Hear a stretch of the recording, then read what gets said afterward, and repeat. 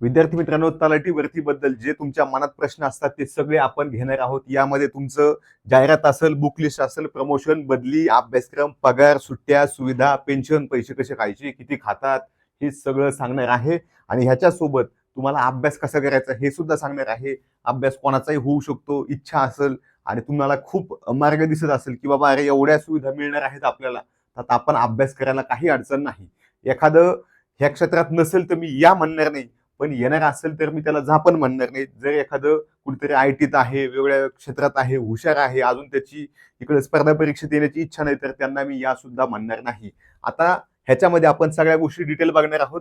यावेळी तलाठी भरती 3 वर्षांनी येते. 1500 पेक्षा जास्त जागा फक्त तलाठी पदाच्या आहेत. आपण तलाठी पदाबद्दल सगळी माहिती घेतोय, परंतु तलाठी परीक्षा इतिहासात पहिल्यांदा एमपीएससी कडे जात आहे. एमपीएससी कडे जाण्याचं कारण असं होतं की आधी वेगवेगळ्या घटकांनी परीक्षा घेतल्या, परंतु लोक पासच होत नव्हते. म्हणजे माझं स्वतःचं पीएसआय म्हणून सिलेक्शन झालं, राज्यात 67वी रँक आली, परंतु 4000 तलाठ्याच्या जागा होत्या. मी तिथं तलाठी होऊ शकलो नाही. कारण काय असायचं, फ्रॉड असायचं, हे त्यांना माहिती. म्हणूनच ती एक्झाम एमपीएससी कडे दिलेली आहे. टीसीएस मध्ये पण अनेक जणांचे फ्रॉड झाले, सगळ्यांचे झाले नाही, अनेक जणांचे म्हणले मी. टक्केवारी आहे की 10-20% लोक हे बोगस पद्धतीने भरलेले आहेत, हे त्यांना माहिती आहे. अनेकांच्या चौकशी चालू आहेत, काही दडपले गेले, होऊन गेलं, तसंच ऍडजस्ट झालं. तर आता ती एक्झाम एमपीएससी कडे जाणार आहे, त्यामुळं काहीतरी फ्रॉड होणार आहे हे डोक्यातलं काढून टाका.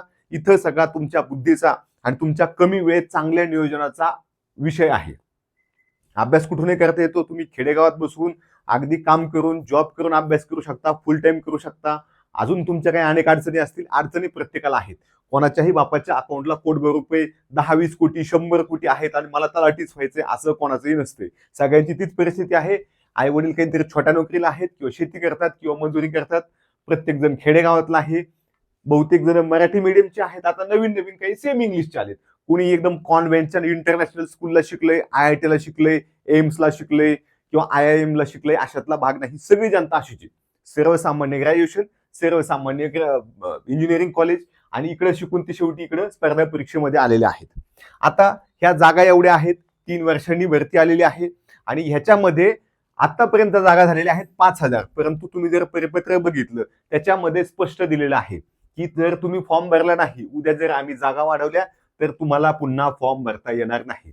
त्यामुळे तुम्हाला ह्या जागा वाढून आमच्या हिशोबानं 10,000 होणं अपेक्षित आहे.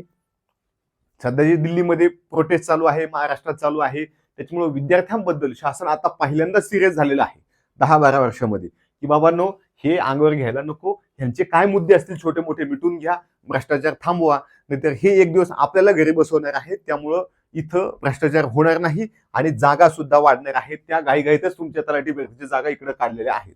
आणि सगळ्यात महत्वाचा विषय की तलाठी भरती किंवा इतर सगळ्या एक्झाम ह्या प्रिलिम्स फक्त ऑनलाईन होणार होत्या, परंतु आता त्या ऑफलाईन होणार आहेत. अर्जांची संख्या प्रचंड असणार आहे. तुम्हाला जर माहिती नसेल तर मागच्या वर्षी तलाठी भरतीला एकूण 13 लाख अर्ज आले होते. किती आले होते? 13 लाख अर्ज आले होते. आणि ह्या 13 लाख अर्जामधून फक्त जागा किती होत्या? 3000. त्याच्यामध्ये सुद्धा फ्रॉड झालेले आहेत. हे सगळ्यांना मान्य असलेलं सत्य आहे. ठीक आहे. तर आता ह्या वर्षी सुद्धा 10 लाख, 15 लाख एवढे विद्यार्थी फॉर्म भरणार आहेत. आता विषय असा आहे की मग घाबरून जायचं का? नाही. ह्याच्यामध्ये टाइमपास लोकच एवढे असतात की ह्या 13 लाखामध्ये डायरेक्ट 10 लाख लोक टाइमपास होते. ह्यांचा पुस्तकाचा काही संबंध नाही, फक्त फॉर्म भरले. ह्या 10 लाखापैकी 5 लाख लोक एक्झामलाच गेले नाहीत. काही गेले तर फक्त चला जाऊन बघूया, चला त्या निमित्तानं पुणे मुंबई फिरून येऊया, अशा हिशोबाने फॉर्म भरले होते. त्यामुळे त्याचं टेन्शन घेऊ नका की अरे बापरे 13 लाख फॉर्म, मग माझं कसं होईल, ह्याचं टेन्शन घ्यायचं नाही. कारण तुम्ही ही गोष्ट लक्षात घ्या की ह्याच्यामध्ये अभ्यासावाले खूप कमी आहेत.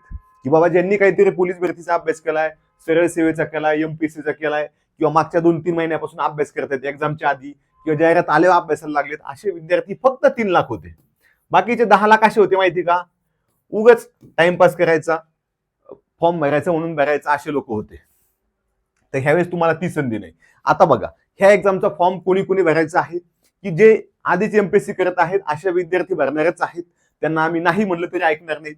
त्यासोबत सरळ सेवा, की बाबा नाही मला आरोग्य सेवक करायची, मला ग्रामसेवक करायचे, मला कृषी सेवक करायचे, कारण माझं कृषी झाले. कोणीतरी वेगवेगळ्या प्रोफेशनचे लोक होते, नर्सिंग झाले, पण करत आहेत, ते सरळ सेवा करत आहेत वेगवेगळ्या एक्झामच्या. मग ते लोक सुद्धा आता फॉर्म भरणार आहेत आणि फॉर्म भरला पाहिजे. जरी तुम्ही एक्झाम ती स्पेसिफिक अभ्यास करून दिली नाही तरी सुद्धा एक अंदाज येण्यासाठी, स्वतःची क्वालिटी ओळखण्यासाठी ह्या सगळ्यांनी फॉर्म भरायचा आहे. पोलीस भरतीचे आपले अनेक विद्यार्थी आहेत. पोलीस भरतीच्या विद्यार्थ्यांना माहिती आहे की तिकडं कोणाची हाईट बसत नाही, काहींची बौद्धिक क्षमता चांगली आहे परंतु शारीरिकदृष्ट्या ते कमकुवत आहेत, ते लेखी परीक्षेला बसत नाहीत. अशा विद्यार्थ्यांनी सुद्धा 100% फॉर्म भरायचा आहे. फॉर्म भरल्यामुळे काय होणार आहे, एवढ्या सगळ्या जागा आहेत. तुम्ही प्रिलिम्स तर पास होता, थोडाफार अभ्यास इथून पुढे केला तर, कारण तुमचा अभ्यास झालेला आहे. तोच अभ्यास आहे, थोडा ऍडव्हान्स लेवलचा आहे, परंतु मेरिट सुद्धा कमी लागणार आहे, कारण एका जागेसाठी जवळपास 15 पट विद्यार्थी घेतले जाणार आहेत. मग समजा जर आपण 8,000 जागा पकडल्या तरी सुद्धा तुम्हाला 1,00,000 विद्यार्थी लेखी परीक्षेला बसवायचे. तुम्हाला अंदाज येईल की नक्की काय अभ्यास आहे, प्रश्न कसे येतात आणि आपण काय केलं पाहिजे, आपलं काय चुकतं किंवा आपल्याकडे काय पॉझिटिव्ह गोष्टी आहेत. लक्षात घ्या, कंबाईन गट ब आणि गट क, ठीक आहे, गट ब आणि गट क जे आहे ह्यांचा अभ्यासक्रम एक आहे, प्रश्नांची काठिण्य पातळी तीच आहे, टप्पे तेच आहेत, घेणारी संस्था तीच आहे. मग तुम्ही तलाठीचा अभ्यास केला, तुमचा PSI चा अभ्यास होतोय, तुमचा STI चा अभ्यास होतोय, तुमचा लिपिकचा सुद्धा अभ्यास होतोय, तुमचा इतर पदांचा सुद्धा अभ्यास होतोय. आणि सगळ्यात महत्वाचं, भले ह्या वर्षी तुम्हाला अपयश येऊ द्या, तुम्ही पुढच्या वर्षी तर पात्र व्हाल. म्हणजे मला आठवतंय की मी जेव्हा पहिल्यांदा फॉर्म भरला होता मला काहीही येत नव्हतं, उगाच फॉर्म भरायचा म्हणून भरला, जाऊन बसलो, काहीही माहित नव्हतं. त्याच्यानंतर पुन्हा 6 महिने कधी MPSC पण डोक्यात घेतली नाही, आणि जेव्हा घेतली तेव्हा दन दन दन दन pre mains physical interview final selection चालले, जॉईनिंगला direct MPA Maharashtra police academy फौजदार. आलं लक्षात. मला हे सांगायचंय की प्रत्येकाची सुरुवात शेवटी शून्यापासून होती. कोणाचं असं नसतं की पहिल्या दिवशीच अभ्यास केला 60 मार्क पडले, असं कोणाचंही होत नाही. प्रत्येकाला, शिक्षक असेल, कोणी सायंटिस्ट असेल, कोणी राजा महाराजा असेल, त्याला काहीतरी शून्यापासून सुरुवात करावी लागते, पहिल्यापासून गोष्टी शिकाव्या लागतात. कोणीतरी जन्मताच तलवारबाजी आणि धनुष्य चालवायला शिकत नसतं, तसं तुमचंही आहे. तुम्हाला अभ्यास करत असताना एक एक विषय बेसिक टू ऍडव्हान्स शिकायचा आहे. प्रत्येकच विषय तुम्हाला कळावा असं काहीच नाही, प्रत्येकच विषयाला तुम्हाला आउट ऑफ मार्क यावं असं काहीच नाही. टप्प्याटप्प्यानं तुम्ही ते शिकू शकताय. ओके. हा, आता ह्याच्यामध्ये बघा, पोलीस भरतीच्या प्रत्येक मुलाने फॉर्म भरायचा आहे, कारण काय आहे, तुम्हाला एक अंदाज येणार आहे. येऊ द्या 30 मार्क येऊ द्या, 40 येऊ द्या, काय फरक पडतोय, परंतु स्कोर वाढणार आहे, त्याचा तुम्हाला फायदा होणार आहे. नवीन काही असे विद्यार्थी आहेत की जाहिरात आल्यानंतर किंवा कोणीतरी सांगितलं किंवा पदवी झाली किंवा 12वी नंतर आता अभ्यासाला लागलीत, पण मी त्यांना असं सांगेल की तुम्हाला जर प्युअरली स्पर्धा परीक्षा करायची असेल तरच इकडे या. तुम्हाला जर असं वाटतंय की नाही मी रिपीट करतोय, मला नीट मधून मला डॉक्टर व्हायचंय, इकडे येऊ नका. तुम्हाला असं वाटतंय की माझं ग्रॅज्युएशन चांगल्या गव्हर्नमेंट कॉलेजमधून XYZ झालंय आणि मला चांगलं रिसर्चमध्ये जायचंय, तर तुम्ही इकडे येऊ नका. पण तुम्ही ठरवलंच आहे की बाबा माझं ग्रॅज्युएशन एवढं चांगलं नाही, मला स्कोप नाही, मला घरून बिझनेसला मिळणार नाही किंवा माझ्याच्यानं बिझनेस होणार नाही, तर अशा विद्यार्थ्यांनी सुद्धा फॉर्म भरा, जेणेकरून तुम्हाला कळणार आहे कशा पद्धतीनं करायचं आहे, कशा पद्धतीनं पुढे जायचं. तुम्हाला गरज असेल तर ही आपली बॅच घ्या. ह्या बॅचचे वैशिष्ट्य म्हणजे महाराष्ट्रात ही एकमेव बॅच अशी आहे की ही सगळ्यात तुम्हाला कमी फी मध्ये मिळते. फक्त 1,000 रुपयात तुम्हाला लाईव्ह बॅच मिळते, जुनं पुराणं काही टाकत नाहीत. त्यासोबत मी स्वतःच पहिल्या टाइमला PSI झालो होतो, पुण्यात शिकून गावाकडे झालो होतो. ती गोष्ट मी पुन्हा पुन्हा काय सांगतोय की तुमच्यासारखीच माझी परिस्थिती होती. प्रत्येकाला परिस्थितीवर मात करता येते, फक्त मार्गदर्शन प्रॉपर लागतं, तुमचा प्लॅन व्यवस्थित लागतो. तसं नाही केलं तर तुमचंच नुकसान होणार आहे. ठीक आहे. सुशांत सर आहेत, त्यांचं सिलेक्शन झालेलं आहे. राहुल सर आहेत, त्यांचं सिलेक्शन झालं नसलं तरी त्यांचा अभ्यास खूप चांगला आहे. बांगर सर बिचारे वजनदार असल्यामुळे त्यांना पाळता येत नव्हतं, तर त्यांनी सुद्धा PSIच्या 2-2 मुलाखती दिलेल्या आहेत, परंतु फायनल सिलेक्शन झालेलं नाही, कारण फिजिकलला मार्क कमी असायचे, तेव्हा फिजिकलचे मार्क पकडले जायचे, आता पकडले जात नाहीत. ठीक आहे. तर बाकीची सुद्धा तज्ञ टीम आहे, त्याचा तुम्हाला फायदा होईल. बॅचचे वैशिष्ट्य सांगतो तुम्हाला की लाईव्ह प्लस रेकॉर्डेड आहे, परंतु जुने लेक्चर नाहीत, सगळे नवीन लेक्चर आहेत, ते तुम्हाला नंतर रेकॉर्डेड बघता येणार आहेत. तुम्हाला अनलिमिटेड व्ह्यूज आहेत, PDF नोट्स आहेत, सराव प्रश्नसंच आहेत, आणि त्यासोबत आता MPSC कडे वेगवेगळ्या जवळपास 20-25 संवर्गाच्या जागा इकडे ऍड होणार आहेत. म्हणूनच तो आकडा फुगत चाललेला आहे. म्हणून आम्ही सांगतोय 8,000 जागा तर आरामात होणार आहेत. त्याच्यामध्ये काय आहे, तुम्हाला तलाठीचा अभ्यास एकच आहे, नगर परिषदचा एकच आहे, जलसंपदा एकच आहे, वेगवेगळ्या विभागाचे लिपिक एकच आहेत, आणि हे सगळ्या एक्झामसाठी तुम्हाला एकच सिलेबस आहे, एकच पॅटर्न आहे, एकच मेरिट लागणार आहे. त्यामुळे तुम्हाला बॅच सुद्धा एकच घ्यायची आहे, ती म्हणजे विजयपथ बॅच महाराष्ट्र अकॅडमी ऍपमध्ये. आवडली तर घ्या, नाही आवडली तर बॅच घेतल्यानंतर 4 दिवसांनी सांगा की बाबा आम्ही तुमची लेक्चर बघितली, आम्हाला क्वालिटी आवडली नाही. तसं नसेल सांगायचं माझी आजी मेली आहे किंवा माझी मावशी आजारी आहे, माझे पैसे मागत आहे, तरी पण आम्ही पैसे मागत येतो, म्हणजे एक तर फी कमी, सिलेक्ट झालेले स्वतः तुम्हाला शिकवणार, मुलाखती दिलेले शिकवणार, अनुभवी लोक शिकवणार, आणि तुम्हाला कोर्स नाही आवडला तर फी सुद्धा मागं देणार. ठीक आहे. आणि ते पण सगळ्यात कमी फी आहे. लोक 10,000 फी घेतात, कशी घेतात कोणासाठी घेतात माहित नाही, परंतु एवढ्याची गरज नाही. आता बघा, पात्रता काय आहे की तुमचं शिक्षण पदवी पाहिजे. ह्या पदवीमध्ये तुम्ही फर्स्ट इयरला असाल, सेकंड इयरला असाल किंवा लास्ट इयरला असाल तरीही प्रॉब्लेम नाही. तुमची फक्त पदवी झालेली पाहिजे किंवा तुम्ही पदवीला बसलेले पाहिजेत, म्हणजे तुमचं कुठेतरी ऍडमिशन घेतलं एवढंच पाहिजे. आता बघा, वय किती आहे? 19 वर्ष किमान वय पाहिजे.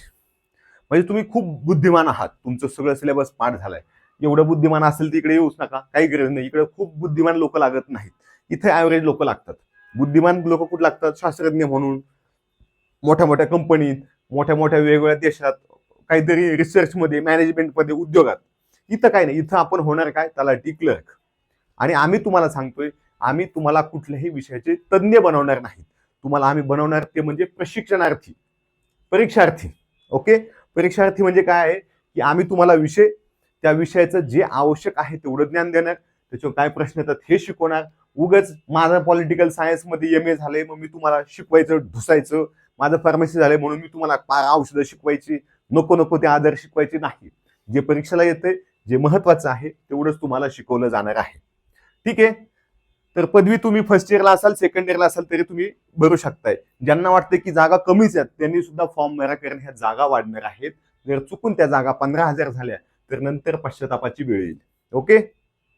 वय तुमचं 19 आहे, कमीत कमी वय तर 38. त्याच्यासोबत जर समजा तुम्ही कुठल्या तरी कास्टमध्ये असाल, माजी सैनिक असाल, तर तुम्हाला 43 पर्यंत आहे. आता बहुतेक विद्यार्थी कुठल्या ना कुठल्या कास्टमध्ये आहेत, EWS, OBC, SC, ST, NT, माजी सैनिक, प्रकल्पग्रस्त, ह्या सगळ्यांनाच वयाच्या 43 आहे. आरामात निम्म वय होऊच तर अभ्यास करायचा बिंदास. शासन म्हणतो वाचत राहतो, टेन्शन घेऊ नका, आम्ही जाहिरात काढतोच हळूहळू. ओके. पुढचं बघा, इथं शारीरिक पात्रता तुम्हाला काहीही नाही. म्हणजे तुमची उंची कमी आहे, कोणतरी 6 फूट आहे, कोणतरी 8 फूट आहे, कोणतरी 1.5 फूट आहे, काही फरक पडत नाही. ठीक आहे. कोणाच तरी तंगड मोडले, हात मोडलाय किंवा अजून काय काय ऐकायला येत नाही तरी चालते, काही प्रॉब्लेम नाही. पण मुक चालत नाही, हा, त्याला बोलता आलंच पाहिजे. अशी शासनानं अट दिलेली आहे की डोळे नसतील चालते, परंतु त्याला तोंडानं बोलता आलं पाहिजे. पाय नसतील चालते, पण बोलता आलं पाहिजे. ठीक आहे. इथं मैदानी चाचणीचा काय प्रश्नच नाही.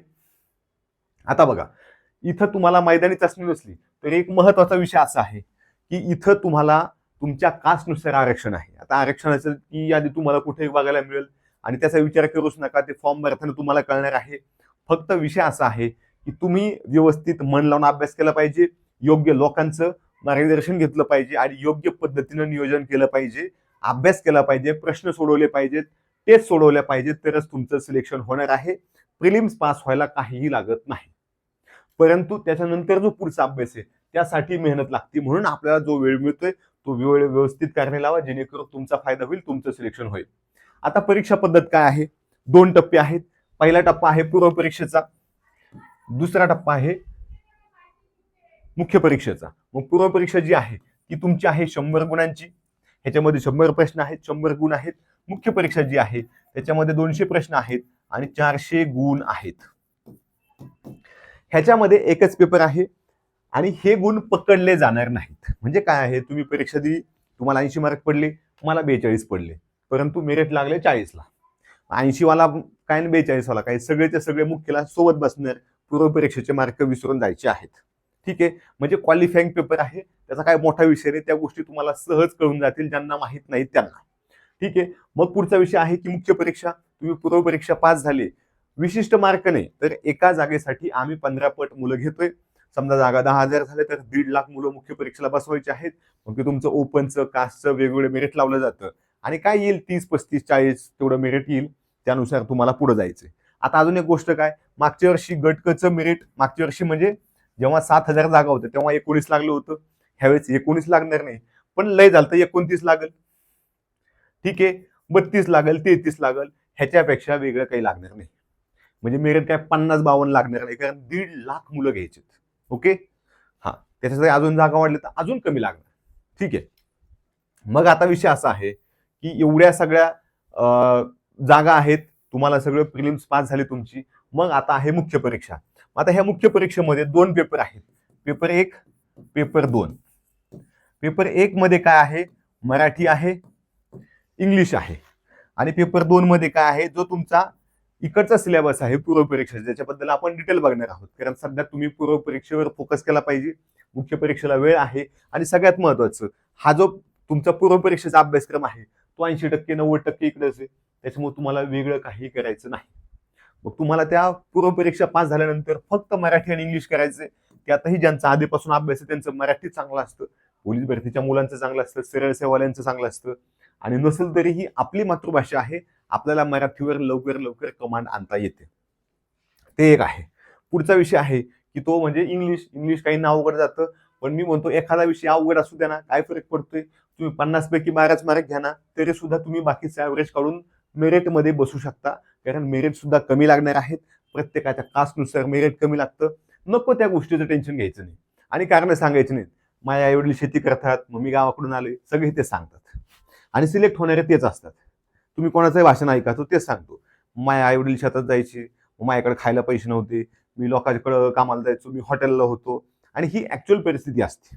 ठीक आहे, तर ह्याचा टेन्शन घ्यायचं नाही. तुमची मुख्य परीक्षा आहे 200 गुणांची, ह्याचे गुण पकडले जातात आणि तुमचं 400 पैकी मेरिट लावलं जातं.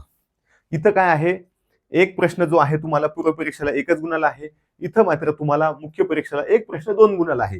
त्यांना काही फरक पडत नाही. ठीक आहे, ते सगळ्यांनाच आहेत आणि तेच नियम आहेत. आता आपण पूर्व परीक्षेबद्दल बघू की तुमची जी पूर्व परीक्षा आहे त्या पूर्व परीक्षेला कसं आहे, 4 1 निगेटिव्ह आहे. म्हणजे तुमचे 4 प्रश्न चुकले तर तुमचा 1 गुण कमी होणार आहे. आलं लक्षात. 40 प्रश्न एखाद्याचे चुकले, 60 बरोबर आले तर तुमचे 60 ऐवजी ते 50 गुण होणार. आलं लक्षात. म्हणजे निगेटिव्ह सिस्टीम आहे, त्यांना काही फरक पडत नाही. प्रत्येकानं मजबूत हाणायचं. तुमच्याकडे 100 गोल आहेत, 67 हाणायचे. काही येत नसेल तरी 100चे 100 गोल करून यायचं आहे. ही गोष्ट लक्षात ठेवायची की काही झालं तरी 100चे 100 अटेम्प्ट कशी करायची हे सांगतो. त्याशिवाय तुम्हाला ज्या OMR शीट लागतात त्या OMR शीट MPSCच्या जशा आहेत तशाच्या तशा आम्ही तुम्हाला उपलब्ध करून देतोय. PDF असेल किंवा बुकलेट स्वरूपात तुम्हाला जे वाटेल ते घेऊ शकताय. ठीक आहे, आता बघा पूर्वला प्रश्न आहेत 100, गुण आहेत 100. आता पूर्व परीक्षेमध्ये विषय कोणते कोणते आहेत, इतिहास आहे, भूगोल आहे, विज्ञान आहे, अर्थशास्त्र आहे, राज्यशास्त्र आहे, चालू घडामोडी आहेत आणि गणित बुद्धिमत्ता आहे. गणित बुद्धिमत्ता आपल्याला 20 गुणांना आहे, बाकीचे विषय 10 आणि 15 गुणांना आहेत. एकूण 100 गुण आहेत. आता ह्याच्यामध्ये काय आहे, तुमची प्रत्येकाची क्षमता वेगळी असते. प्रत्येकाची क्षमता कशी वेगळी असते, किंवा माझा सायन्स बॅकग्राऊंड आहे, मला थोडं विज्ञान सोपं जाते. एखाद्याचं आर्ट्स बॅकग्राऊंड आहे, एखादं इतिहास भूगोल एखाद्याला आवडतो तर त्याला इतिहास भूगोलाला चांगले मार्क येतात. राज्यशास्त्र सगळ्यांनाच आवडतो. MPSC मध्ये कॉमन गोष्ट आहे की राज्यशास्त्र विषय सगळ्यांना आवडतोय. तर तुम्हाला जे जमतंय ते बेसिक पक्क करायचंय. बेसिक पक्क करत असताना तुम्हाला जो अभ्यासक्रम आवडतोय, जे सोपं वाटतंय ते तुम्ही घ्यायचंय, पुढे जायचंय. ओके, ठीक आहे. तर इथं तुम्हाला हे कळल्यानंतर तुम्हाला काय करायचंय की जे जे विषय सोपे वाटतात, ज्या विषयाचे जे टॉपिक सोपे वाटतात ते आधी वाचायचे आणि मग पुढे जायचे. मग एखाद्याला गणित बुद्धिमत्ता आवडेल, आवड असते एखाद्याची, एखाद्याला राज्यशास्त्र आवडेल, एखाद्याला चालू घडामोडी आवडेल. आता समजा तुम्ही राज्यशास्त्र वाचायला घेतला, राज्यशास्त्र वाचायला घेतल्यानंतर तुम्ही सरपंच आहे तुमच्या गावचा, नगराध्यक्ष, महापौर आहे, अशा सोप्या गोष्टीकडून अवघड गोष्टीकडे जा. तुम्ही जर सुरुवातीलाच काढलं की कशा पद्धतीनं आपली राज्यघटना तयार झाली आणि कशा पद्धतीनं मूलभूत हक्क आणि मूलभूत कर्तव्य, मार्गदर्शक तत्वे हे जर तुम्ही वाचायला घेतलं तर तुम्हाला प्रॉब्लेम होणार आहे. ही गोष्ट समजून घ्या. ठीक आहे, आणि हे जर तुम्ही समजून घेतलं तर तुम्हाला कमीत कमी प्रॉब्लेम येणार आहेत. म्हणजे एक एक गोष्ट आपल्याला सोपे समजून घ्यायचे आणि अवघडाकडे जायचे. तुम्ही जर सुरुवातीलाच अवघड घेतलं तर तुमचा तो वेळेत अभ्यास व्यवस्थित होणार नाही आणि तुम्हाला वेळ लागणार आहे आणि तुमचा अभ्यास मागं पडेल. ठीक आहे, त्यामुळे आपल्याला जे येतं ते मॅक्सिमम घ्यायचं. आपल्याला काही 100 पैकी 100 गुण मिळवायचे नाहीत. ठीक आहे, तर हे तुम्हाला जे जे सोपे वाटते ते घ्या, त्यानुसार पुढे जा. ह्याच्यामध्ये स्टेट बोर्डचे पुस्तकं असतील तर जे स्टेट बोर्डचे पुस्तकं आपल्या अभ्यासक्रमाला धरून आहेत त्याला धरून पुढे जायचं आहे, सरसकट नाही. आता बघा, बुक लिस्टमध्ये जरी तुम्हाला मार्केटमध्ये कोणीतरी सांगत असेल की आमची 70+ स्ट्रॅटेजी आहे, त्यासाठी एवढे 40 पुस्तकं वाचा, 20 पुस्तकं वाचा, 10 पुस्तकं वाचा, मी म्हणतोय गरज नाही. आपलं मेरिट किती लागणार आहे, लय तर लय 35 मेरिट लागणार. आपली 35+ 40+ स्ट्रॅटेजी ठेवायची, जास्त नाही. 40 प्रश्न तुमचे बरोबर आले निगेटिव्ह होऊन तरी सुद्धा सफिशियंट होतं. तुमचं 35ला मेरिट लागणार, जास्त लागणार नाही. कारण जागेची संख्या तेवढी असणार आहे आणि पेपर गट कसा असला तरी काय तो काय सोपा आहे तो अशातला भाग नाही. मागच्या वेळेस 19 होता, आपण जवळपास दुप्पट मेरिट पकडले. ठीक आहे, मी म्हणतो काय 40 घ्या, परंतु एकदम 70 प्लस स्ट्रॅटेजीची गरज नाही. म्हणून अशी बचकभर पुस्तकं, नाही माझा मित्र एक PSI हे वाचून झाला होता, मग मी एवढे पुस्तक वाचले. अरे मी पण वाचले, परंतु आता गरज नाही, कारण पूर्व परीक्षा आपल्याला फक्त पास व्हायची आहे, रखडून ठेवायचं नाही. मग ह्याच्यामध्ये काय आपल्याला, हे एक पुस्तक आहे तुम्हाला जीके मास्टर बुक MPSC साठी खास बनवलेलं. ह्याच्यामध्ये तुमचे सगळे MPSC चे विषय आहेत, जे आपण आता बोललोत ना, हे सगळे विषय आहेत. ठीक आहे, आणि हे सगळे विषय तुम्ही वाचले की तुम्हाला 100% फायदा होणार आहे. हे तुम्हाला पुस्तक पुढच्या 8-10 दिवसात उपलब्ध होऊन जाईल. हे तुम्ही दुकानात जाऊन स्वतः पहा, आवडलं तर नक्की घ्या, नाही आवडलं तर सोडून द्या. ठीक आहे, परंतु प्रत्येक विषयाला सेपरेट बुक आणि एक विषयाला एवढं बुक, दुसऱ्या विषयाला एवढं बुक, एवढ्या बुकची गरज नाही. एक पुस्तक आहे 700-750 पानाचं, तेवढं पुस्तक तुम्हाला सफिशियंट होणार आहे. ओके, ठीक आहे, ह्या पुस्तकातून तुमचे ते सगळे विषय कव्हर होतील. आणि अजूनही काही अडचण आली तरी तुम्हाला सांगतोय की प्रश्नसंच सोडवताना सरळ सरळ ओरिजिनल प्रश्नपत्रिका घ्या. तुम्हाला लागलं तर आम्ही PDF देऊ किंवा MPSCच्या साईटवर सुद्धा उपलब्ध आहेत. ह्या तुम्ही ओरिजिनल प्रश्नपत्रिका बघितल्या तर तुमच्या नजरेला एक सवय होती की बाबा प्रश्न असा असणार आहे, मराठीतून प्रश्न असणार आहे, त्याच्या खाली ऑप्शन असणार आहेत, आणि त्याच्या खाली पुन्हा इंग्लिशमधून प्रश्न असणार आहे. अशा पद्धतीने आपल्याला काय करायचंय, सोडवायचंय, पुढे जायचंय. ओके, मग इथं तुम्हाला सगळंच कळणार आहे. आणि तुम्हाला वाचताना असं होईल की बाबा 20-30 प्रश्न खूप सोपे आहेत, 20-30 प्रश्न मध्यम आहेत, आणि काही प्रश्न एकदम काठिण्य पातळी जास्त आहे, त्यातही काही आउट ऑफ सिलेबस आहेत. असे एकूण 100 प्रश्न आहेत, वेगवेगळ्या गटात विभागलेले. तुम्ही लहान असताना कसं असायचं, काही जोड्या लावा, काही गाळ्याला जागा, काही थोडक्यात उत्तरं, काही कारणे लिहा, काही निबंध लिहा. तर तसंच इकडं आहे, काही चुक्की बरोबर असायची. तसं इथं चुक्की बरोबर येतं, गाळ्याला जागा येतात, जोड्या लावा येतात, एका वाक्यात उत्तर द्या येतं, एका शब्दात उत्तर द्या असं येतं. आणि हे सगळं तुम्हाला इकडं पण करायचं आहे. तेच विषय आहेत जे तुम्ही शाळेत अभ्यासले होते, फक्त थोडी लेवल वाढलेली आहे. ठीक आहे, तर ह्या एक बुक मधून आम्ही तुमचं ते सगळं कव्हर करून घेतले. त्याच्या खाली MPSCला आलेले, परंतु त्या मानानं गटकला आवश्यक असलेले सगळे प्रश्न घेतलेले आहेत, जेणेकरून तुम्हाला उगाच फापट पसारा एवढं मोठं पुस्तक बनवायचं आणि त्याला मग उगाच काहीतरी नाव द्यायचं आणि उगाच त्याला 10,000, 15,000, 20,000 प्रश्न टाकून द्यायचे. एवढे प्रश्न वाचायला नवीन विद्यार्थ्याला वेळ नाही. बी स्पेसिफिक, जेवढं आवश्यक आहे तेवढंच. उगाच मिळतंय म्हणून किती पण खायचं का? नाही. आता पाऊस पडतो म्हणून तुम्ही काही दिवसाला 10,000 लिटर पाणी पिता का? नाही पित. उलट पावसाळ्यात पाणी कमी लागतंय. आता आपल्याला गरज कितीची आहे, वेळ किती आहे आणि आपला अभ्यास किती झालाय. ज्यांच्याकडे आधीच ठोकळे आहेत, मी त्यांना म्हणत नाही तुम्ही बदलून घ्या. तुम्ही हे घेतलं तर रिव्हिजनसाठी म्हणून घ्या, पण नवीन विद्यार्थ्यांसाठी हे पुस्तक बेस्ट असणार आहे. बॅच आहे आपली, तुम्हाला लागली तर घ्या, नाही आवडली तर सांगा. तुम्हाला आमचा हेल्पलाईन नंबर इथे दिलेला आहे, त्याचा तुम्हाला उपयोग होणार आहे येणाऱ्या काळामध्ये. ते सुद्धा तुम्ही बघून घ्या. हे नंबर व्यवस्थित दिसत नाही, इथं बघा 91 58 58 59 आणि 09 असा नंबर आहे. तुम्ही हेल्पलाईनला कॉन्टॅक्ट करू शकता. महाराष्ट्र अकॅडमीचं ऍप आहे, त्याच्यामध्ये तुम्हाला अगदी MPSCचे सगळे कोर्स उपलब्ध आहेत, सरळ सेवेचे आहेत, पोलीस भरतीचे आहेत, त्याचा सुद्धा तुम्हाला फायदा होणार आहे. टेस्ट सिरीज आपण काही फ्री टाकून देणार आहोत, काही पेड सुद्धा टाकणार आहोत. तुम्हाला जे वाटेल, जिकडं वाटेल ते घ्या. आता बघा, तुम्हाला काय असतं की पगार आणि पेन्शन कसा असतो बाबा आम्हाला, तर लक्षात घ्या, पगार कुठलीही शासकीय नोकरी असेल, तुम्ही एकाच वेळी समजा 2 जुळे भाऊ आहेत, 2 जुळे भाऊ सोबत सिलेक्ट झाले तलाठी म्हणून, आणि तलाठी झाल्यानंतर एक लागला मुंबईला आणि एक लागलाय तिकडं गावाला. मी म्हणतो कुठेतरी लागला बाबा, तू अमरावतीला लागला खेडेगावात. तर अमरावतीवाल्याचा पगार कमी असतो, मुंबईवाल्याचा जास्त असतो. त्याचं कारण आहे की तिथं तुम्हाला घर भाडं जे आहे ते मुंबईत जास्त मिळतं, कारण मुंबई म्हणजे मेट्रो सिटी आहे. म्हणजे थोडक्यात मोठ्या शहरामध्ये, पुणे, मुंबई, नागपूर अशा शहरामध्ये तुम्हाला घर भाडं जास्त असतं, म्हणून तो पगार जास्त दिसतो. म्हणून मी इथं काय सांगितलं, फक्त रॅन्डम टाकले 45. मग ते 2-3 हजार कमी आणि जास्त असं दोन्ही पकडा. त्यासोबत आता तुम्हाला 8वा वेतन आयोग लागू झालेला आहे. आता काही म्हणते कुठं लागू झाला राव, काही सांगता तुम्ही. हे बघा, 8वा वेतन आयोग तुमचा 1 जानेवारी 2026 पासूनच लागू झाला. आता ज्यांचे पगार, आता केंद्र शासनाने लगेच पगार वाढवले, परंतु राज्य शासन मात्र काय करते, 2 वर्षानं तुमचा पगार 1 जानेवारी 2026 पासून फरक म्हणून वाढवून देते.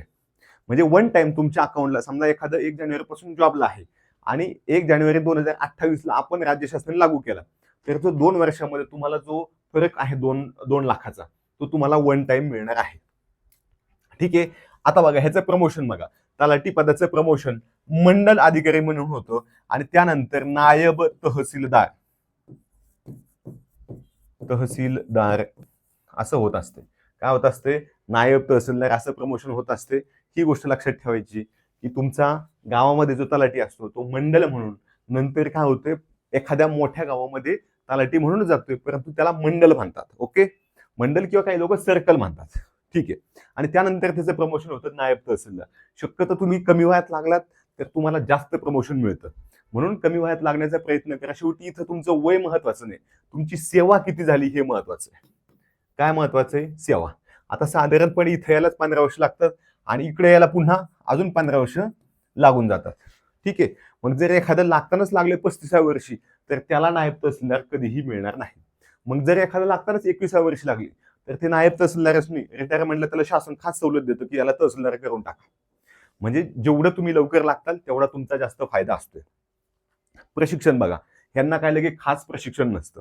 तलाठी म्हणून तुमचं सिलेक्शन झाल्यानंतर तुम्हाला डायरेक्ट एखाद्या गावच्या तलाट्याकडे पाठवलं जातं, याला प्रशिक्षण द्या बाबा थोडं 8-10 दिवस, कसं लिहायचं कसं नाही, काय डॉक्युमेंट कसे जपून ठेवायचे, काय किती महत्वाचे, अधिकाऱ्याला वरच्या कसं रिपोर्ट द्यायचा, कोण आले कसं वागायचे, सरपंचासोबत कसं वागायचे, नागरिकांकडून कसे पैसे घ्यायचे, कसे घ्यायचे नाहीत, म्हणजे शासनाची फी असेल किंवा काय तुम्हाला एक्स्ट्रा काय घ्यायचं असेल, हे सगळं तुम्हाला 8-10 दिवस एखाद्या छोट्या गावच्या तलाट्याकडे पाठवलं जातं, जो थोडा अनुभवी आहे, त्यातल्या त्यात छान आहे.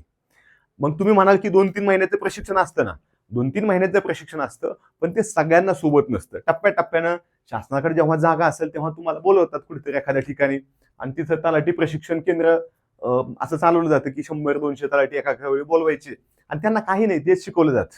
हे कसं लिहायचंय, हा कायदा कसा आहे, तो नियम कसा आहे, ह्याच्यामधून काय काय प्रॉब्लेम होतात, ह्याचं रेकॉर्ड कसं ठेवायचं, ह्याच गोष्टी तुम्हाला शिकवल्या जातात, वेगळं काही नाही. तुमचं समजा सिलेक्शन झालं, जॉईनिंग झालं, त्यानंतर तुम्हाला एखादा तलाठी जो तुम्हाला प्रत्येक गोष्टीला गायडन्ससाठी तिथल्या तहसीलदार किंवा प्रांताकडून दिला जातो, त्याच्या मार्गदर्शनात तुम्हाला काम करायचं असते. आता बघा, तुम्ही म्हणाल की माझी बदली झाली, तर बदली कुठं होणार, कशी होणार? पहिली गोष्ट, तुमची बदली करत असताना 2 टाईपच्या बदल्या आहेत. तलाठी हे पद जरी एमपीएससी भरत असली तरी ते काही स्टेट लेव्हलचं पद नाही. फक्त आधी जिल्हा निवड समिती होती, जिल्हा निवड मंडळ होतं, ते जिल्हा निवड मंडळ आता बंद झाले. थोडक्यात त्यांच्याकडची भरती बंद झाली, ती एमपीएससी कडे गेली. एमपीएससीचं एकच काम आहे की ह्या वेळेस मला 1539 तलाठीचे पद भरायचे आहेत आणि ते काय करायचे, शासनाला द्यायचं की बाबा हे लोक आम्ही सिलेक्ट केलेत, तुम्ही तुमचं बघा. तुम्हाला एकदा जिल्हा दिला, तुमचं आता कसं मेरिट लावते आम्हालाही माहित नाही. तुमचं मेरिट लावल्यानंतर समजा एखादा विद्यार्थी आहे तिकडं धुळ्याचा आणि त्याचं सिलेक्शन झालं इकडे सोलापूरला, आणि त्याच्या डोक्यात काय असतं की सोलापूरमध्ये सेटल होण्यासारखं काही नाही, मी एक तर पुण्याला जातो, नाशिकला जातो किंवा माझ्या गावाला जातो धुळ्याला. मग त्याला काय म्हणतात, आंतरजिल्हा बदली. म्हणजे एखादा व्यक्ती सोलापूरवरून धुळ्याला जातोय, म्हणजे इतर जिल्ह्यात जातोय, तर त्याला काय म्हणतोय आपण, आंतरजिल्हा बदली. आता आंतरजिल्हा बदलीसाठी तुम्हाला ह्या जिल्हाधिकाऱ्याची आणि त्या जिल्हाधिकाऱ्याची ना हरकत प्रमाणपत्र लागतात की बाबा आमच्याकडे जागा वॅकंट आहे, ह्याच्या कास्टची आहे, मग आम्ही ह्याला इकडे घेतोय. आणि ह्यांनी पण दिलं पाहिजे की हा ठीक आहे आम्ही सोडतोय, हा नियमात बसतोय, ह्याच्या आता 5 वर्ष होऊन गेलेत. मग हे तुमचे विभागीय आयुक्ताकडे ते काय त्यांचे मान्यतेसाठी जाते, मग ते पुढे त्याची बदली होते. ठीक आहे. तर आता ह्या बदलीचे विषय थोडे लांबचे आहेत, कारण त्याला नियम सतत बदलत असतात. मी जरी आज तुम्हाला सांगितलं, तुम्ही म्हणताल 5 वर्षांनी, अरे तू तर तेव्हा असं सांगितलं होतं, अरे पण नियम कालच बदलले, मी काय करू त्याला. आले का लक्षात? आताही तोच नियम आहे, भविष्यात तोच राहणार आहे, फक्त निवड मंडळ बदललेलं आहे. जिल्हा निवड समिती बरखास्त होऊन त्याच्या जागी एमपीएससीला आलेली आहे. ह्याच्या आधी टीसीएस होतं. टीसीएसचं काम एकच होतं, फॉर्म आलेत, एक्झाम घेतो, मेरिट लावतो, नॉर्मलायझेशन करतो, झाला फ्रॉड तर करून घेतो, नाही तर ह्या लोकांचं तुम्ही तुमचं बघा, ही यादी आणि तुम्ही तुमचे, आम्हाला माहित नाही. ठीक आहे. एक आहे जिल्हा अंतर्गत, म्हणजे तुमचं सिलेक्शन झाले, तुम्हाला पुण्यामध्ये तलाठी म्हणून पद मिळाले, तर तुम्ही तलाठी म्हणून तिथं जॉईन झाल्यानंतर आतल्या आत बदली होते. म्हणजे समजा तुम्ही मावळ नावाच्या तालुक्यामध्ये आहात, तर तिथं तुम्हाला 3 वर्ष कोणी हलवत नाही. 3 वर्षानंतर तुम्हाला ह्या गावाहून त्या गावाला बदललं जातं, मग 5 वर्ष तुम्हाला तालुका तोच मिळतोय. म्हणजे 2 टर्म एका तालुक्यात कमीत कमी मिळतात. तुमच्या ओळखी असतील किंवा अधिकाऱ्यांना वाटलं चांगलं काम करतोय किंवा चांगला आपल्याला महिन्याला हप्ता देतोय किंवा वर्षाला काहीतरी त्यानं मोठी अमाऊंट दिली 10-20 लाख, तर तुम्हाला तिथंच ठेवलं जातं. ही रियालिटी आहे. कोणत्याही तलाट्याला विचारा की बाबा असं असं आहे की नाही, बाबा तुम्हाला बदलीसाठी पैसे द्यावे लागतात की नाही. आता काही ठिकाणी नाही द्यावे लागत, एखादा माणूस चांगला असतो, एखाद्याचा वशिला चांगला असतो, पण बहुतेक ठिकाणी बदलीसाठी पैसा द्यावा लागतो. हे महाराष्ट्राचं देशाचं सत्य आहे. ह्याच्यामध्ये करप्शन होतं, हे अधिकाऱ्यांना माहिती आहे मंत्र्याला माहित नाही, कारण तोच बिचारा पीटीच्या पेटी घेतोय. त्याला माहिती ना की अमुक अमुक ठिकाणी कलेक्टर म्हणून नेमण्यासाठी ह्याच्याकडून मी 20 कोटी घेतली. मग तो जाऊन भ्रष्टाचार करणारच आहे. तो 20 कोटी कसे कमवणार? तलाट्यांच्या बदलीमध्ये, खनिजाच्या कामामध्ये. तसंच आहे इकडं, की सगळी यंत्रणा ही आपली करप्ट आहे आणि तुम्हाला त्या करप्ट यंत्रणेचे एक भाग व्हायचंय. बघू तुमच्यापैकी किती लोक करप्ट यंत्रणेचा भाग होत आहेत, की सिस्टीम सुधारत आहेत. ओके. पण जिल्हांतर्गत बदली कळली तुम्हाला. दर 5 वर्षांनी तुमचा नियमानुसार तालुका फिरवला जातो. कधी कधी तुम्हाला एकाच तालुक्यात 10-10 वर्ष ठेवलं जातं. जुन्या काळात एकाच माणसाची अख्ख्या तालुक्यात रिटायरमेंट व्हायची. 25-30 वर्ष तिथेच राहायचं आणि शेवटी तिथेच सोडून द्यायचं. ठीक आहे. तर हे एक विषय आहे की जिल्हा अंतर्गत तुम्हाला तिथलंच तालुका फिरवला जातो. कलेक्टर ऑफिसला आणलं, प्रांत ऑफिसला आणलं, तहसील ऑफिसला काही दिवस ठेवलं, ह्या गावाहून त्या गावाला, त्या गावाहून ह्या गावाला, अशा पद्धतीने फिरवलं जातं. त्यासोबत एखाद्याचे कॉन्टॅक्ट असतील तर मंत्र्याचा पीए, अशा स्वरूपाचं काहीतरी काम सुद्धा तुम्हाला मिळू शकतंय. ओके. आमदाराचा पीए एखाद्याला व्हायचं असेल तर, आमदाराची इच्छा असेल, असं दोन्ही असेल तर. ठीक आहे. बदली झाली. आता बघा, बढती सांगितली तुम्हाला. आता महत्वाचा विषय आहे सुट्ट्या. तुमचे जे नवीन शासनाचे नियम आले त्याच्यामध्ये सांगितले आता की आठवड्याच्या महसूलच्या लोकांना 2 सुट्ट्या असतील, त्या म्हणजे शनिवार आणि रविवार. ओके. त्याच्यासोबत तुम्हाला हॉलिडे असणार. हॉलिडे म्हणजे काय? दिवाळी आली, पोलिसांना सुट्टी नाही पण यांना सुट्टी आहे. ठीक आहे. इमर्जन्सी असेल तरच यांना कामं बोलवलं जातं, जनरली नाही. डायरेक्ट लॉक बिग लावून टाकतात तलाठी ऑफिस, तहसील ऑफिस, सगळ्यांना. अर्जित राजा म्हणजे काय असतं की तुम्हाला 1 वर्षाच्या ठोक 30 राजा दिल्या जातात की तुम्ही आधी अर्ज द्या, वरिष्ठांची परवानगी घ्या, तुमचं लग्नाला जा, फिरायला जा, गावाला जा, शेती करा, बोंबलत मित्रांसोबत पार्टी करा, काहीही करा. पण त्यासाठी तुम्हाला आधी अर्ज देणे की बाबा मला ही अर्जित रजा पाहिजे. तुम्ही सलग 15 दिवसाची घ्या, 8-8 दिवसाची घ्या, सलग महिन्याची घ्या. तुम्हाला त्यांनी मान्यता दिली, त्या नावाची अर्ज करून मिळालेली रजा म्हणजे अर्जित रजा. मग ही अर्जित रजा तुम्हाला एका वर्षात 30 मिळतात, ज्याच्यामध्ये तुम्हाला फुल पेमेंट केलं जातं. ह्या सगळ्या पेमेंटवाल्या आहेत. तुम्ही आठवड्यातून 5 दिवस ऑफिसला जायचे, 2 दिवस सुट्टी घ्यायची, 2 दिवसाचं पेमेंट सुद्धा तुम्हाला मिळणार आहे. अर्जित रजा पण अशीच आहे. तुमचं जॉईनिंग झाले, तुम्ही 2-4 महिने काम केले, आता म्हणले मला लग्नासाठी, हनीमूनसाठी आणि आधीच्या नंतरच्या देवदेवासाठी, जेजुरीला जाण्यासाठी मला सुट्टी पाहिजे आहे. तुम्हाला तहसीलदाराने सुट्टी दिली की तुम्ही 30 दिवस बोंबलत हिंडायचे, पण तुम्हाला पेमेंट अकाउंटला येऊन जाणार फुल पेपर. ठीक आहे. आता बघा, किरकोळ रजा म्हणजे काय असतं की तुम्हाला इन केस इमर्जन्सी काहीतरी काम लागले, काम म्हणले मी, तर तुम्ही वरिष्ठांना न कळवता किंवा फक्त एखादा कॉल मेसेज करून सांगू शकता की मी काय येऊ शकत नाही. अशा सुट्ट्या एका वर्षात 8 घेता येतात. ओके. पण तुम्ही म्हणाल की आता उद्या तुमच्या गावात कलेक्टरची व्हिजिट आहे आणि मला आता किरकोळ रजा पाहिजे, मला आता अर्जित रजा पाहिजे, मंत्र्याचा दौरा आहे ना, अर्जित रजा पाहिजे, मिळत नाही, सस्पेन्शन होणार. आलंय का लक्षात? इथं काय सांगितलं तुम्हाला की अर्ज न करता तुम्ही किरकोळ कारणावरून सुट्टी काढू शकता. परंतु तुमच्या गावात मोठा अधिकारी यायचा आहे, काहीतरी तिकडे मोठी सभा आहे, काहीतरी गावामध्ये XYZ विषय चालू आहे मोठा, आणि तुम्ही म्हणले मला सुट्टी घ्यायची, सुट्टी मिळत नाही. ठीक आहे. आता बघा, म्हणजे ही किरकोळ रजा तुम्हाला मिळते, परंतु कारण सुद्धा इमर्जन्सी ऑफिसचं काम असेल तर तुम्हाला ती सुट्टी मिळणार नाही. म्हणजे मार्चंटचे कामं चालू होते, तुम्ही म्हणायचं नाही मला आता अर्जित रजा पाहिजे, वरिष्ठ देणार नाही. दिली तर तो त्याला रिस्पॉन्सिबल असणार आहे. वैद्यकीय रजा काय असतात की एका वर्षामध्ये तुम्ही 30 दिवस हाफ डे घेऊ शकता, त्याचं तुम्हाला फुल पेमेंट मिळणार आहे. किंवा 15 दिवस तुम्ही सलग सुट्टी घेऊ शकता की माझा हात मोडला, माझा पाय मोडला, मला ताप आला, मेडिकल सर्टिफिकेट दाखवा, वरिष्ठांना आधी एखादा नोटीस द्या. नोटीस म्हणजे कळवायचंय फक्त की मी येऊ शकत नाही, माझा असा प्रॉब्लेम आहे. मग तुम्ही ते पोस्टाने पाठवा, आम्ही पाठवायचो. मी जीएसटी डिपार्टमेंटला असताना नुसत्या सुट्ट्या मारायचो आणि त्यासाठी आमचं मेन कारण असायचं वैद्यकीय रजा. पाठ दुखत आहे, मग पाठ बरी होण्यासाठी मला सुट्टी हवी आहे. मग ते म्हणायचे मेडिकल सर्टिफिकेट पाठव. मग आम्ही मेडिकल सर्टिफिकेट पाठवायचो. एक्सरे काढायचा, एक्सरे मध्ये काहीच दिसत नाही, पण एक्सरे मध्ये काय असायचं की बाबा एक्सरेत काही दिसत नाही, पण प्रमाणपत्र असायचं की बॅक पेन सिन्स 15 डेज आणि need bed rest for 15 days, म्हणजे 15 दिवसापासून आज जरी अजून 15 दिवसाची गरज आहे. अशा पद्धतीने आम्ही त्याच्यात टाकलेलं असायचं. मग ह्या वैद्यकीय रजा तुम्हाला जर व्यवस्थित काम केलं तर, नाही तर तुम्ही म्हणता अर्जित रजा घेतो, मग किरकोळ घेतो, मग काय हॉलिडे असेल तो घेतो आणि ऑफिसलाच जात नाही, असं चालत नाही. तुम्हाला ते 1 एप्रिल 2026 ते 1 एप्रिल 2027 समजा, म्हणजे तो 1 वर्षाचा काळ असतो. त्या 1 वर्षाच्या काळामध्ये तुम्ही जेवढ्या दिवस ऑफिसला असतात तेवढ्या त्याच्यानुसार ते मोजलं जातं. ठीक आहे. आता आहे मातृत्व रजा, म्हणजे तुम्ही प्रेग्नंट आहात पण तुम्ही नोकरीला आहात, तर तुम्हाला 9 महिने सुट्टी मिळते. ती 9 महिने सुट्टी तुम्ही प्रेग्नन्सीच्या म्हणजे डिलिव्हरीच्या आधी, डिलिव्हरीच्या नंतर किंवा दोन्ही पण थोडं मिक्स करून कधीही घेऊ शकता. अनेक मुली अशा असतात की अगदी IAS IPS आहेत, त्या डिलिव्हरीच्या दिवशीपर्यंत ऑफिसला काम करतात. अनेक मेडिकल ऑफिसर असतात, ते सुद्धा डिलिव्हरीच्या दिवशीपर्यंत काम करतात. मला सगळं माहिती आहे, माझी बायको गायनेकोलॉजिस्ट आहे आणि अनेक लोक तशाच पद्धतीनं काम करतात. आपले काही बावळट लोक आहेत की त्यांना प्रेग्नन्सी म्हणजे आजार पण वाटतो, त्यांना वाटतं गंभीर आजार आहे हा. प्रेग्नन्सी म्हणजे काय नाही, आपण गाई बैल म्हशी जसे बघतो तसे माणसांचे पण आहेत. आता काहींना व्यायाम करायचं नाही, चुकीचं खायचं, मेडिसिन व्यवस्थित घ्यायची नाही, हेल्थ व्यवस्थित ठेवायचं नाही, वजन बिजन मोठं होऊ द्यायचं आणि मग म्हणायचं नाही नाही मी आता प्रेग्नंट आहे, मला चालताच येत नाही, मला कामच करता येत नाही. उलट तुम्ही जेवढं प्रेग्नन्सीमध्ये ऍक्टिव्ह राहाल तेवढं तुमचं बाळ ते ऍक्टिव्ह राहणार असतं. ठीक आहे, म्हणून ही गोष्ट समजून घ्या की इथं तुम्ही मातृत्व रजा कितीही घ्या, 9 महिने घ्या, तुम्ही आधी घेऊ शकता, नंतर घेऊ शकता, तुम्हाला फुल पेमेंट मिळणार आहे. पुरुषांना इथं सवलत नाही. जॉईनिंगच्या आधीच, निवड होण्याआधी, जॉईनिंगच्या आधी जर तुम्हाला मुलं होऊन गेली असतील तर इथं हा लाभ मिळणार नाही.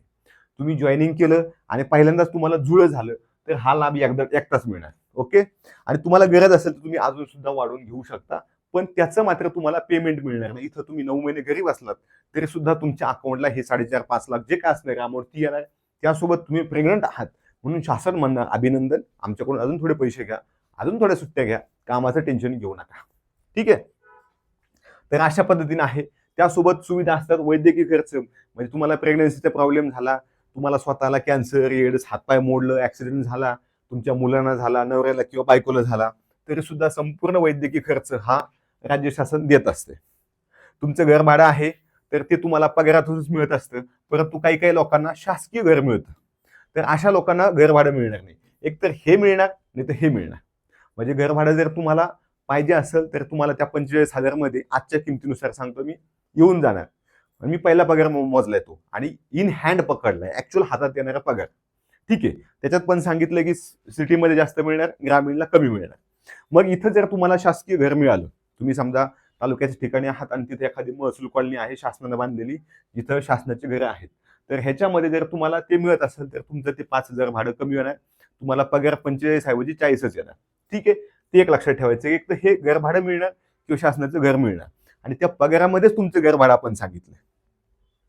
आता बघा, मृत्यू झाला समजा, तलाठी म्हणून मी लागलो किंवा तुम्ही लागलात, तुम्ही लागल्या दुसऱ्या दिवशीच गाडीवरून पडलात आणि मेलात.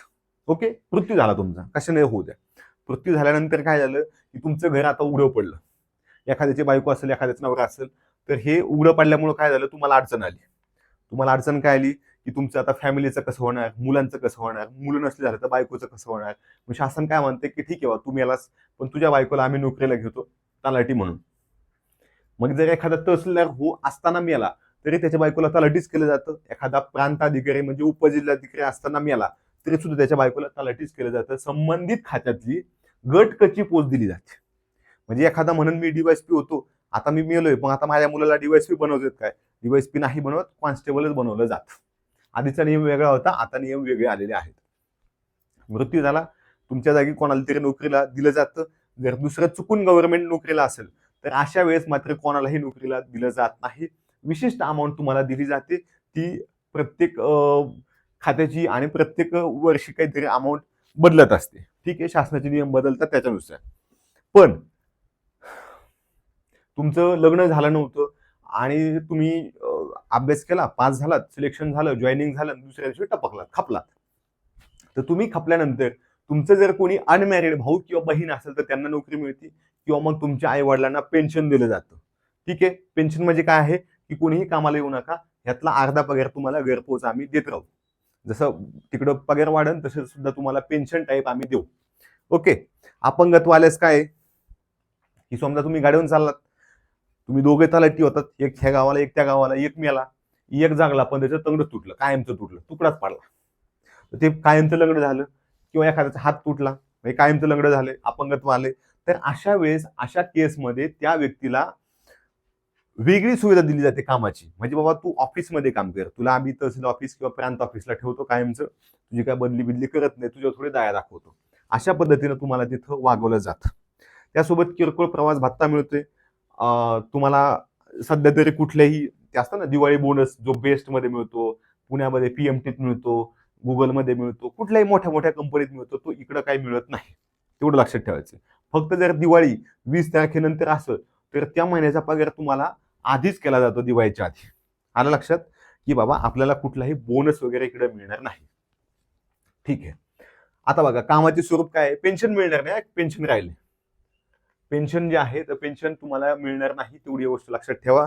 परंतु तुम्हाला पेन्शन फंड मिळतो, त्याला पीएफ म्हणतो आपण, तो तुमच्या पगारातून आधीच कट केला जातो. त्याच्यामध्ये शासन स्वतः काय टाकतं आणि नंतर रिटायरमेंटला तो तुम्हाला वन टाइम मिळत असतो. ठीक आहे. आता कामाचे स्वरूप काय आहे, तुम्ही तलाठी झालात, तलाठी झाल्यानंतर तुम्हाला 8-10 दिवस एखाद्या तलाठीच्या हाताखाली कामाला ठेवले की बाबा हे काय असतं, हे कसं लक्षात ठेवायचं.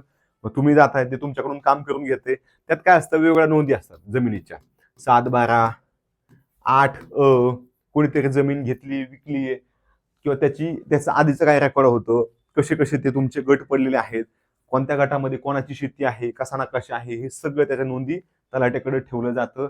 त्याच्या जे ऑफिस असतं त्या ऑफिसला एक वेगळं नाव असतं, त्याला सजा म्हणतात, तलाट्याच्या कार्यालयाला सजा असं म्हणतात.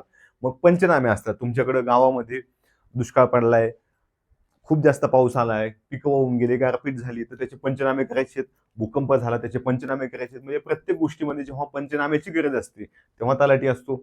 एखाद्या वेळी एखाद्या व्यक्तीची डेथ झाली तरी सुद्धा तलाट्याला तिथं बोलवलं जातं, तुमच्या पोलीस पाटलासोबत, इतर लोकांसोबत. शासनाच्या वेगवेगळ्या योजना असतात, ते राबवण्याचं काम सुद्धा सगळ्यांना आहे. ज्या तलाट्याशी संबंधित आहेत, महसूल विभागाशी संबंधित आहेत, तेवढ्याच योजना. ठीक आहे. आपत्ती व्यवस्थापन आहे किंवा पूर आलाय तर काय केलं जातं, तुम्हाला तिथं तलाट्याला पाठवलं जातं, तू इथंच थांबायचं, गावातच थांबायचं. मुळात नियम काय आहे, तलाठी ज्या गावात काम करतोय त्या गावातच त्यानं राहिलं पाहिजे. मग तलाट्याकडे जर 4 गावं असतील तर 4 गावापैकी कुठलंही एक गाव निवडायचं किंवा मोठं गाव निवडायचं, तिथं तुम्हाला राहणं आवश्यक आहे. नियमानुसार तालुक्याच्या जिल्ह्याच्या ठिकाणी राहणं अलाउड नाही. पण हे काय करतात, कोणाच तरी घर भाड्याने घेतात, तिथे 4 वस्तू नेऊन ठेवतात आणि तालुका जिल्ह्याच्या ठिकाणी त्याला जे सोपं वाटत तिथे राहतात, अपडाऊन करतात आणि काही प्रॉब्लेम आला सांगतात ठीक आहे मी इथंच राहतोय पण आज गेलो होतो. आलं लक्षात, तो स्वतःच्या घरी कधीही नसतोय. आता बघा, आपत्ती व्यवस्थापनात त्याचं सगळं काम असते, किंवा धरण फुटलं किंवा दुष्काळ पडलाय, कुठं आग लागली तर तिथं कसं मॅनेजमेंट करायचं, लोकांना कसं खायला देता येईल हे बघायचं, कुठेतरी पूल तुटलाय फुटलाय जे काय असेल तर आपत्ती व्यवस्थापन सगळं काम त्याचं असते.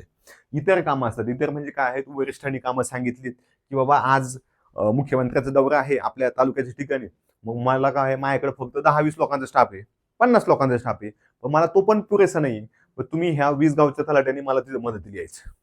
हे XYZ काम आहे, हा माणूस असं करेन, ह्याच्याकडे खाण्याची सोय, त्याच्याकडे दारू पिण्याची सोय, हा आईस्क्रीम आणेल, जे काय असेल ते सगळं काम यांना वाटून दिलं जातं.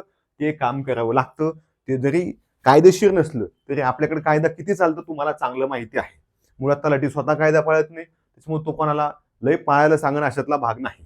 ठीक आहे, ही तुमची ओरिजिनल जाहिरात आहे. फॉर्म भरायचे आहेत तुम्हाला 25 ऑक्टोबर 2026 पर्यंत.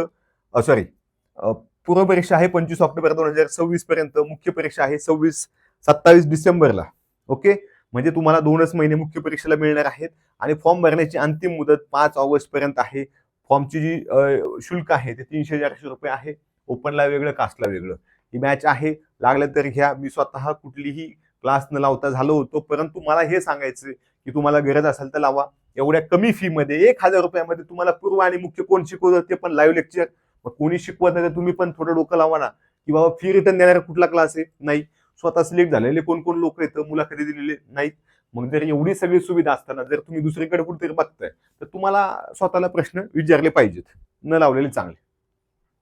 तुमचे अजून काही डाऊट असतील तर नक्की विचारा, परंतु अभ्यास करा. अशा पद्धतीने तुम्हाला प्रश्नसंच आम्ही उपलब्ध करून देऊ किंवा MPSCच्या वेबसाईटवर सुद्धा आहेत आणि हे तुम्ही सोडवा, जेणेकरून तुम्हाला लक्षात येईल की अरे खूप सोपे सोपे प्रश्न आहेत. महाराष्ट्रातील लोह खनिजांचे साठे कोणत्या जिल्ह्यात आहे, हे आपल्याला भूगोलात होतं 9वी-10वीलाच, की महाराष्ट्रामध्ये कोणकोणते खनिज आहेत, कोणता जिल्हा कुठल्या क्रमाने आहे. काही प्रश्न मोठे सोडून द्या ना. मी तुम्हाला काय सांगितलंय की प्रश्नामध्ये काय आहे, 100 प्रश्न आहेत. विषय जरी त्याचे 7 असले तरी त्याचे गट कसे आहेत माहिती का, हे बघा, एकदम सोपे, मध्यम, अवघड आणि ह्याच्याही पलीकडे एक आहे out of syllabus. Out of काय आहे, सिलेबस आहे. ह्याच्यात सोपे म्हणजे काय, कोणालाही येतात. ठीक आहे, हे प्रश्न एक 15-20 असतात, हे कुठेतरी 20 ते 30 असतात, हे कुठेतरी 15-20 असतात आणि इथं सुद्धा 10 ते 12 प्रश्न असतात की हे आउट ऑफ सिलेबस असतात. हे प्रश्न आता हे एकदम मोजून नका बसू, 15 ते 20 म्हणला होता, मग 25 असू शकतात. अवघड पेपर आला म्हणजे काय, ह्यांची संख्या वाढते, ह्यांची संख्या वाढते, त्यालाच लोक अवघड पेपर आला म्हणतात. आणि सोपा पेपर आला म्हणजे काय, हे 20 आहेत ना, ह्याच्याऐवजी इथं 40 येतात, हे मध्यम आहेत ना, ह्याच्याऐवजी इथं 30 येतात, 40 येतात, 80 इथंच झाले आणि हे सगळे म्हणून 20 येतात. ह्याला आपण सोपा पेपर म्हणतोय, वेगळं काही नसतं. प्रत्येक परीक्षेला असंच असतं, सोपे, मध्यम, अवघड आणि आउट ऑफ सिलेबस हे कोणाला येत नसतात. इथं फक्त तुक्के मारायचे असतात. एक सवय ठेवायची की क्वेश्चन पेपर सोडवताना OMR शीटवरच सोडवायचे आहेत. आणि दुसरा विषय की OMR शीटवर सोडवताना सुद्धा वेळ लावून सोडवायची.